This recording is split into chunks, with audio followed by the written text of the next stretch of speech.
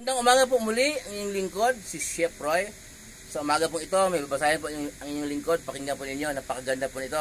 Sa unang Pedro 1, 6 hanggang 7 po. Pakinggan po ninyo. Ito'y dapat ninyong igagalak. Kahit maaaring magdanas muna kayo ng iba't ibang pagsubok sa loob ng maikling panahon, ang ginto'y magamat. Nasisira ay ipinadaan sa apoy upang malaman kung talagang dalisay.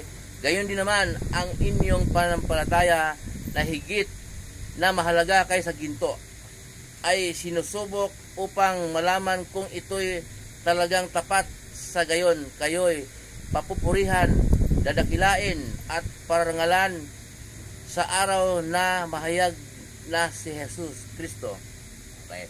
Sa araw na mahayag na si Jesus Kristo ay paparangalan at dadakilain ang mga mga manampalataya.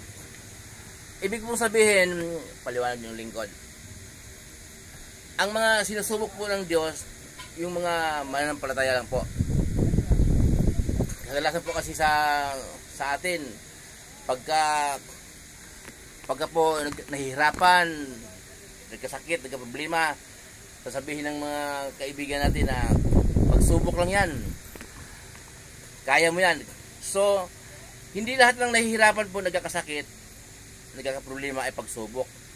Maliban lang kung talagang hindi ka naman sumasampalataya sa Diyos, pero tinawag ka ng Diyos. Tinawag ka, may ipapagawa sa misyon.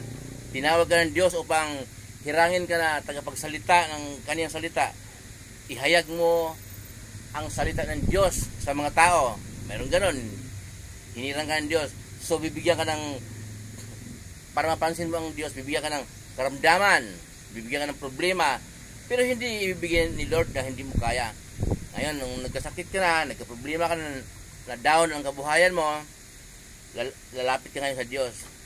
Amang makapangyarihan sa lahat, patawarin mo po ako sa aking mga kasalanan, Ama. Isa ako sa anak mo na naligaw ng landas. Inaamin ko po sa iyo, Ama.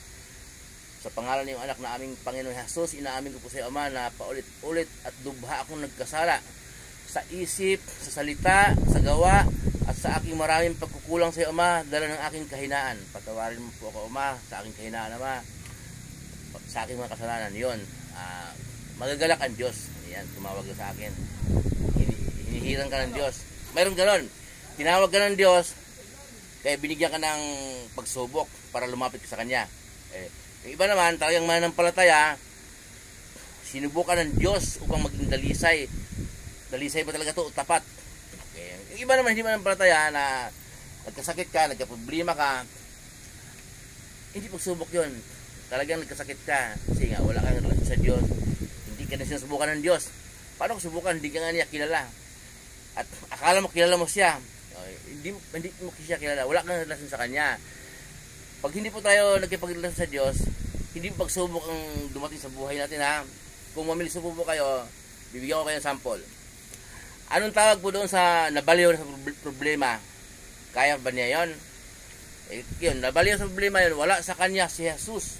Okay? Wala sa Kanya ang Diyos. Wala siyang relasyon sa Diyos. Yung iba, nagpakamatay sa problema, nagbigti. Wala ba tayong narinig ganon? Napakarami. Nabaliw sa problema, nagbigti dahil sa problema. Wala sa Kanya si Jesus. Wala siyang relasyon sa Diyos. Paano mo masasabi na pagsubok yun? Paano mo masasabi na lahat ng bagay pagsubok ng Diyos, kaya mo yan? Paano mo masasabi na kaya mo yan? Hindi mo pagsubok. O talaga pong may taong sinusubukan ng Diyos dahil siya mananampalataya. May tao naman tinatawag ng Diyos para siya ay maglingkod sa Diyos. Muli po yung lingkod, si Chef Roy.